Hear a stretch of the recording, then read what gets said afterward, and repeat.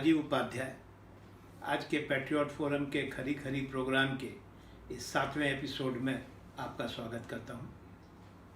हमारा आज का एपिसोड अफ़गानिस्तान पे है। आप कहेंगे कि ये क्या विषय चुन लिया।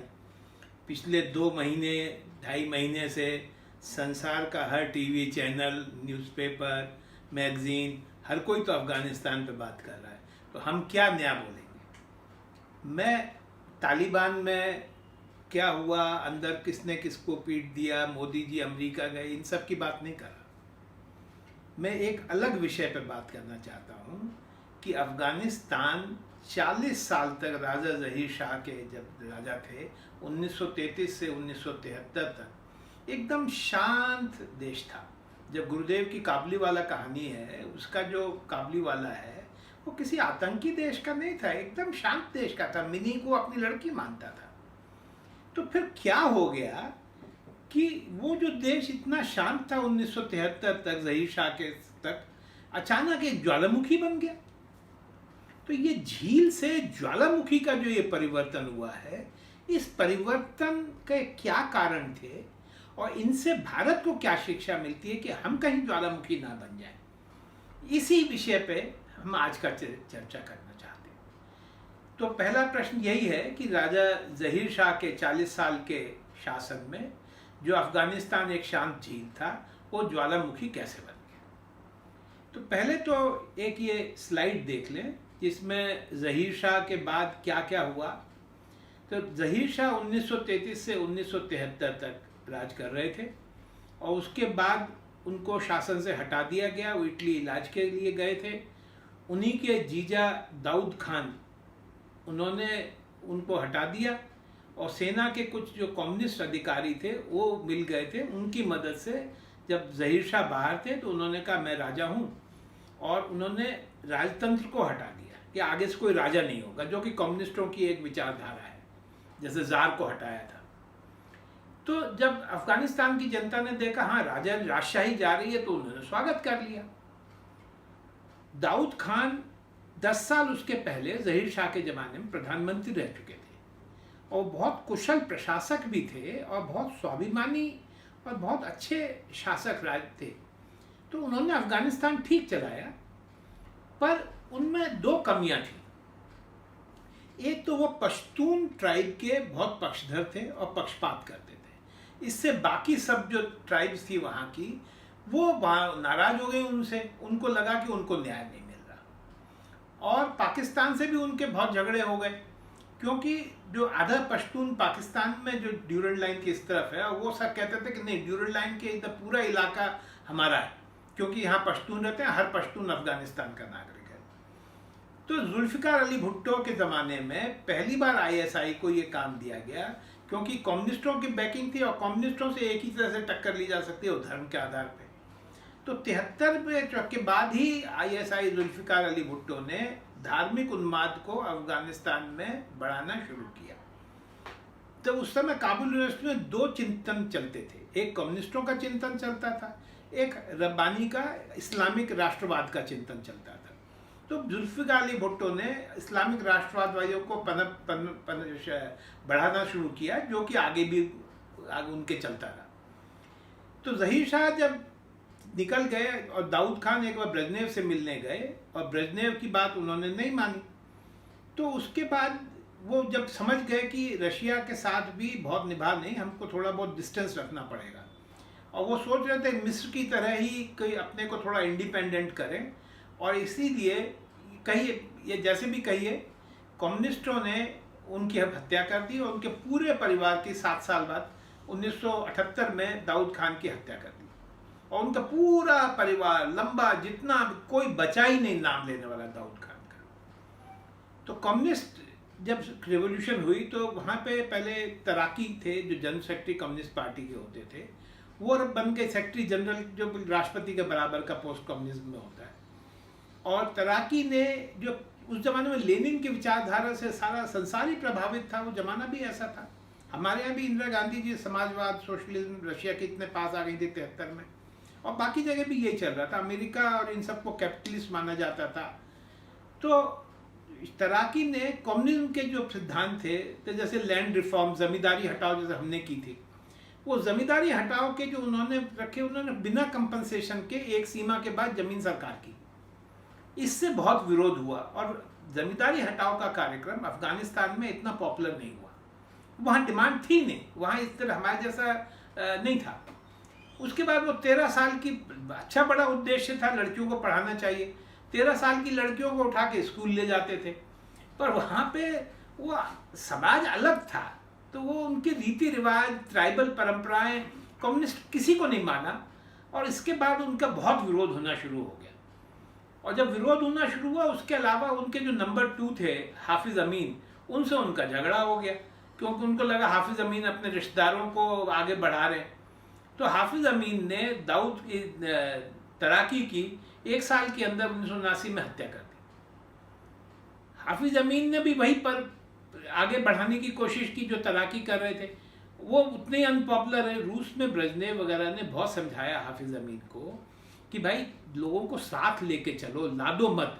पर वो अपने वो कम्युनिस्ट विचारधारा को जनता पे थोपना चाह रहे थे, और जब थोपते हैं तो अफगान तो दबता नहीं है, यही तो उसकी एक खासियत है।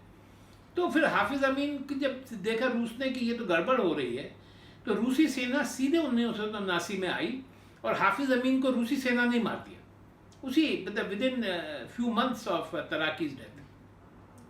तो हाफिज अमीन को भी मार दिया गया। उसके बाद रूस ने नजीबुल्ला बरबरा कमाल को बनाया, बबरक करमाल को। वो 5-6 साल रहे, वो बड़े एक सॉफ्ट टाइप के थे, वो अफगानिस्तान को संभाल नहीं पा रहे थे, तो उनको भी हटा दिया। फिर नजीबुल्ला को लाए। नजीबुल्ला को समझ आ गया कि ये देश जो है कम्युनिस्टों का नहीं है। वो सबको बहुत कोशिश की उसने मिलाने की और पुराने लोगों से संधि करने की, पर जैसे ही रूस की सेना घुसी वैसे ही अमेरिका एकदम भड़क गया। उसने मुजाहिदीनों को ट्रेन करना शुरू किया। देखिए वो एक फ़ोटो देखिए, रीगन के साथ मुजाहिदीन वहाँ पे अमेरिकन वाइट हाउस में है, और उनको बहुत बढ़ावा दिया। पाकिस्तान ने उनको हथियार दिए और सऊदी अरेबिया ने पैसा दिया, और इस्लाम के सारे संसार के इस्लाम को एक जिहाद बना के सोवियत रूस से अफगानिस्तान को छुड़ाना है, और ये जिहाद चालू हो गया। तो नजीबुल्ला को की बहुत कोशिश के बावजूद भी वो नहीं माने, और नजीबुल्ला को भी 6 साल के बाद बड़ी दर्दनाक, इतने में रूस में भी वो रेवोल्यूशन चेंज हो गई, रूस टूट गया। तो जो रूस को पहले नजीबुल्ला को आर्थिक मदद देता था वो भी बंद हो गई।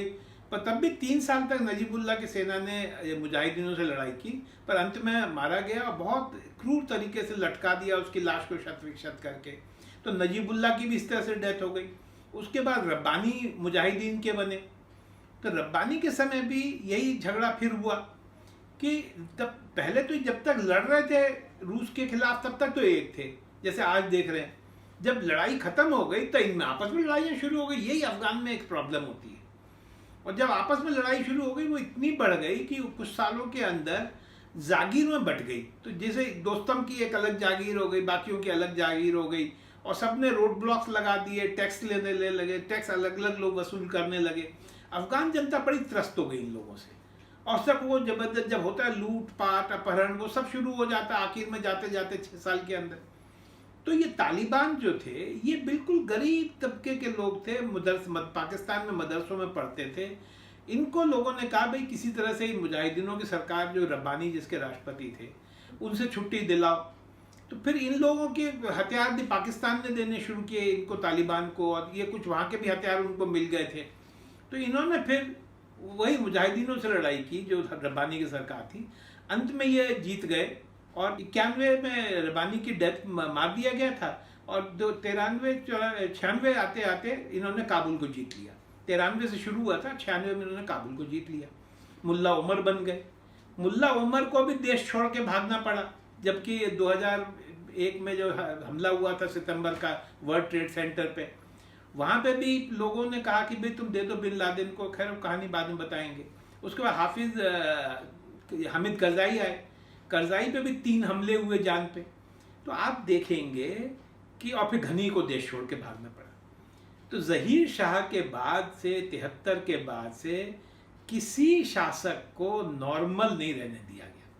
कोई मार दिया गया या देश छोड़ के भाग गए। ये जो परिवर्तन, और उसके बाद खराब दाऊद खान तभी भी अच्छे थे दाऊद से तराकी अमीन से तराकी अच्छे थे, पर धीरे धीरे एकदम जो इस्लामिक कट्टरता आती गई, ये कट्टरता ने फिर अफगानिस्तान को एकदम खत्म कर दिया। तो ये कहानी थी ज़हीर शाह को। अगर आप देखेंगे तो ये जो दुष्परिणाम क्यों हुए, ये कोई कहे कि ज़हीर शाह के बाद क्यों ऐसा हुआ, तो ये दुष्परिणाम हुआ कि ज़हीर शाह एक बड़े शांत स्वभाव के नेता थे, राजा थे, और बड़े न्यायप्रिय, जनता के जिसको बोलते प्रजापालक, और उन्हें अपने विरोधियों की बात अगर कटुता से कोई कहता है वो सुन लेते थे। ये नहीं कि राजा ने गुस्से में कुछ कर दिया, नहीं, उन्होंने अपने टाइम के अंदर कॉन्स्टिट्यूशनल मोनार्की कर दी बजाय मोनार्क के, एब्सोल्यूट मोनार्की के। तो इसलिए वो जब तक वो एक बड़े शांति प्रिय राजा थे, कभी किसी को प्राणदंड नहीं दिया अपने विरोधी को। दाऊद खान को भी हटा दिया पर छोड़ा नहीं, मतलब जब दाऊद खान को प्रधानमंत्री से हटाया था, तो इसलिए वो बड़े प्रिय, लोकप्रिय थे।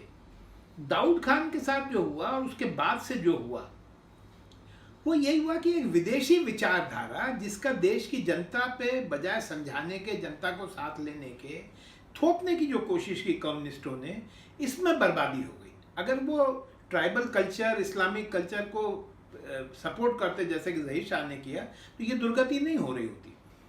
दूसरी बात जो हमको सोचनी चाहिए कि सेना का राजनीतिकीकरण जो होता है ये बड़ा ही खतरनाक है। जो सेना ने दाऊद खान को पहले हटाया, फिर सेना ने ही तराकी को लाया, ये सब जो हुआ ये फिर बहुत ही खतरनाक हो जाता है। तो फिर अब सवाल आता है कि ये अगर मान भी लिया जाए तो रब्बानी के मुजाहिदीन, ये तो अब अमेरिका के ही बनाए हुए थे, इनको क्यों नहीं अमेरिका ने सपोर्ट किया? तो जब मुजाहिदीनों ने रूस को हटा दिया, अमेरिका अलग हो गया, रूस टूट गया, तो ना रूस पैसे दे रहा था ना ये पैसे दे रहे थे। अफगानिस्तान की इकोनॉमिक प्रोग्रेस बहुत स्लो हो गई थी। एक ही अगर आप ग्राफ देखेंगे पिछले 50 साल का इकोनॉमिक प्रोग्रेस का, रूस ने नजीबुल्लाह के समय बहुत आर्थिक मदद दी, इसलिए कि अफगान किसी तरह से उनके अंडर में रहे।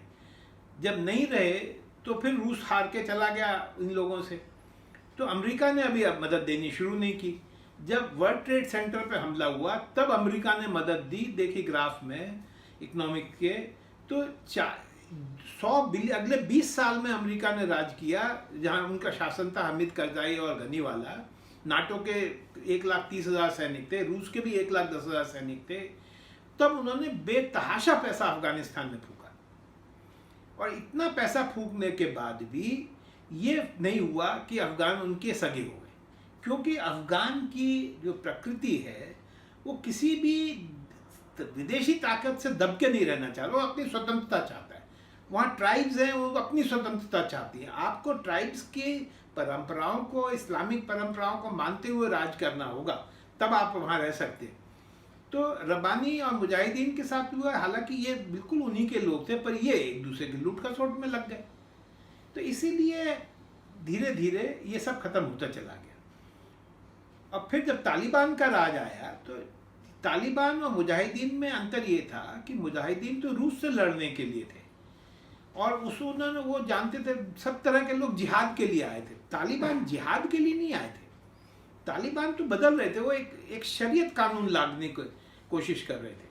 और वो जो उनका जो रूप था तालिबान का, वो बिल्कुल बिना पढ़े लिखे मदरसे में सारी ज़िंदगी बिताए, कुछ पढ़ा नहीं, और उनको यही आता था कि जो लिखा है किसी आयत में, चोरी की हाथ काट दो, औरतों को कोड़े मार दो, पत्थर मार दो, बमियान बुद्धा पूरे जो 15 साल से अब्दाली ने नहीं तोड़े तो उनको तोड़ दो। तो ये करके जो उन्होंने वो सारे समाज में, उनके विश्व में एक ऐसी इमेज बन गई कि ये बिल्कुल ही असभ्य लोगों का देश आ गया। थे भी उस तरह के, पर कुछ अच्छे काम भी किए थे। उनका एक अच्छा काम जो था, अगर आप ये ग्राफ देखेंगे अफीम के पैदा होने का, आप तालिबान के समय देखिए 2001 पे एकदम नीचे है। ये सारी लड़ाइयाँ जो हो रही थी, अफगानिस्तान में ढेर अफीम पैदा होती थी, अफीम से हीरोइन बनती थी, उसी से देश चलता था। तालिबान ने अफीम की खेती पे संसार के लिए रोक लगा दी, और उनका तो असली राजा थे ना वो, तो उन्होंने कह दिया अफीम नहीं पैदा होगी तो अफीम नहीं पैदा होगी, नहीं पैदा हुई। तो 1 साल अफीम नहीं पैदा हुई, देखिए इस ग्राफ के अंदर।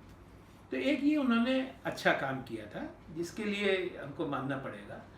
पर उसके बाद जब 20 साल अमेरिका के आए, करज़ाई साहब 13 साल राष्ट्रपति रहे और 7 साल घनी रहे, उस पीरियड में अमेरिका और सारे लोग बहुत पैसा फूका। तो अफगानिस्तान की जो सामान्य आयु आज है 65 साल, जो भारत के लगभग बराबर है, और 1980 में ये थी 45 साल, और 1990 में ये थी 28 साल थी 1950 में। तो ये 50 से 65 साल जो आ गई, और फिर ये इतनी आयु बढ़ गई, इसका मतलब स्वास्थ्य बढ़ गया, लोगों की समृद्धि बढ़ गई। बर्थ रेट जो था वो पहले 45 होता था, वो घट के 16 रह गया, डेथ रेट 16 रह गया, बर्थ रेट 45 हो गया। तो सब तरफ अफगानिस्तान के अगर आप इकोनॉमिक्स प्रोग्रेस का ग्राफ देखेंगे, 5% पर ईयर की जीडीपी बढ़ने लगी, जो कि उस जमाने के लिए बहुत अच्छा ग्राफ था। पर इतने सब कुछ होने के बावजूद भी, और जबकि विदेश और ग्राफ देखेंगे तो विदेशी सहायता तो उनकी आधी तो विदेशी सहायता थी, आधी अफीम थी, और तो उसके ऊपर $1 बिलियन के वो बनाता ड्राई फ्रूट वगैरह है। बाकी सारी इकोनॉमी तो एड पे चल रही थी, अफीम पे चलती है। आज भी वही हाल है, एड नहीं मिली, अफीम नहीं मिली तो देश बर्बाद हो जाएगा। तो ये जो अंतर आया अफगानिस्तान के अंदर, पर तब भी क्योंकि हामिद करज़ाई के पास इतना पैसा था विदेशी सहायता का, तो फिर तभी भी देश चलता रहा। अब आप कहेंगे कि जब देश इतना अच्छा चल रहा था तो क्यों? हामिद करज़ाई के पहले टर्म के बाद दूसरे टर्म में भ्रष्टाचार बहुत बढ़ गया, और घनी आते आते तो 94% लोग अफगानिस्तान के भ्रष्टाचार से बहुत त्रस्त हो गए। इसलिए उनका जो आपने अभी देखा, तालिबान फटाक से जीत गए अमेरिका के जाते ही, और तालिबानों ने छोड़ दिया था देश पर, हार नहीं माने थे, और पाकिस्तान उनको हथियार दे रहा था, और चीन रूस भी दे रहे थे। तो इस चक्कर के अंदर वो तालिबान बढ़ते रहे, और घनी की जो एरिया था, जैसे बहादुर शाह जफर के साथ हुआ, वो शहरों शहरों के अंदर उनकी सरकार थी और बाकी देश में तालिबानियों की सरकार थी, तब भी चल रहा था, कोई ऐसी बात नहीं थी। जबकि अचानक डोनाल्ड ट्रंप आए। डोनाल्ड ट्रंप थे, उन्होंने कहा ये सब से हमें क्या फ़ायदा है, हम क्यों अफगानिस्तान में बैठे हैं? उसामा बिन लादेन को मारना था, मार दिया। अफगानिस्तान का विकास करना हमारा काम थोड़ी, हम क्यों रहे? और हमारे 4000 सैनिक मर गए। उन्होंने कहा मैं जाऊँ, और इसीलिए जैसे उन्होंने कहा मैं चला जाऊँगा, तालिबान की हिम्मत बढ़ गई। फिर आखिर में जैसे अमेरिका गया तो हम सब ने देखा। अब एक प्रश्न ये भी आता है कि इसमें पाकिस्तान का क्या रोल रहा? पाकिस्तान का इसमें अफगानिस्तान के पतन में सबसे इम्पोर्टेंट रोल रहा। और आप मानिए, सामान्य अफगान ये जानता है। मैं लंदन गया था, एक नाई की दुकान अफगान का था, वो दिल्ली के मेरे से 1 पाउंड कम लिए सुन के कि मैं दिल्ली से आया हूँ। और पाकिस्तानियों की तो इतनी बुराई करते थे, वहाँ की जनता पाकिस्तान को हेट करती है, एकदम नफरत करती है। वो जानती है कि उसके अंदर दोगलापन हुआ। अब आप कहेंगे कैसे? मैंने आपको बताया, जुल्फ़िकार अली भुट्टो के समय से ही आईएसआई वहाँ पे खेलने लगी थी, और उनको पता था कि ये आईएसआई कर रही है। और ज़ियाउल हक के समय तो अफगान जो मुजाहिदीन की लड़ाई थी, सोवियत रूस के, एक बात समझिए, दाऊद खान का शासन, तराकी के शासन अफगानिस्तान के लिए बुरा नहीं था। वो रिफॉर्म कर रहे थे। आप जमींदारी हटा रहे हैं, लड़कियों को पढ़ा रहे हैं। अफगानिस्तान शांत था और ऐसा कोई झगड़ा फसाद नहीं था। खासकर दाऊद खान तो 10 साल प्रधानमंत्री रहे थे, बड़े कुशल प्रशासक थे। तो वो जो रूस के को मत देने के लिए पाकिस्तान ने ना पैसा लिया अमेरिका से रूस को हटाने के नाम पे, और वो सारा का सारा पैसा डकार गए, और इनको बस थोड़े बहुत हथियार देते रहे, लड़ने की गुरिल्ला वॉर करके लड़ते रहे रूस के साथ। तो ये पाकिस्तान ने पहले उनको मुजाहिदीनों को आगे बढ़ाया, और जब मुजाहिदीन काबुल जो बर्बाद हुआ है वो तो हिकमतयार से हुआ है। काबुल में जैसे आज आप देख रहे लड़ाई, हिकमतयार का ग्रुप था, उसने काबुल पर निरे रॉकेट मार के पूरी बिजली की सप्लाई बंद करी, घर, तो काबुल को बर्बाद हिकमतयार ने किया, रूसी ने नहीं किया था। खैर, फिर जैसा भी रहा, तो पाकिस्तान ने फिर पैसा लिया अमेरिका से वर्ल्ड ट्रेड सेंटर के वॉर ऑन टेरर के नाम पे, और इस चक्कर में पाकिस्तान की जो ड्यूरेंट लाइन थी, जो ज़हीर शाह ने भी नहीं मानी, दाऊद खान ने नहीं मानी, तराकी ने नहीं मानी, पाकिस्तान ने उस पूरी बाढ़ बना दी। ये पाकिस्तान को इस लड़ाई से सबसे बड़ा फ़ायदा हुआ है। अगर ये लड़ाई नहीं हुई होती अफगानिस्तान की, तो ड्यूरेंट लाइन पे जो उसने तार खींच दिया, नहीं खींच सकता था। तो पाकिस्तान को ढेर पैसा मिला, और उसने ड्यूरल लाइन पर तार खींच दिए। पर इस चक्कर में उसका अपना देश बर्बाद हो गया, क्योंकि जो 50 लाख रिफ्यूजी आ गए, वहाँ रहने लगे पठान, वो धार्मिक जो मदरसे पूरे, वो पूरी उनकी भी विचारधारा वैसी हो गई। तो इतना एक्सेस, स्वात वैली के समय तो ये हो गया, पाकिस्तान इस्लामाबाद से एकदम थोड़ा पास में ही है स्वात वैली, और वहाँ पे वही कोड़े मारने वाली राज्य आएगा। तो फिर बाद में दोनों ने मिलके पूरा फाटा एरिया क्लियर किया, सेना ने स्वात वैली को कयानी ने किया, उसके बाद दूसरे को ऑपरेशन ज़रब में ख़त्म किया। तो ये पाकिस्तान भी बर्बाद हो गया, पर उसको तभी भी बच गया, अफ़गानिस्तान पूरा बर्बाद हो गया। और पाकिस्तान अफ़गानिस्तान की दुर्गति के लिए पूरी तरह से जिम्मेवार है। अब प्रश्न आखिर में ये आता है कि भारत को इससे क्या शिक्षा मिलती है। ये बात अब सबसे इम्पोर्टेंट है।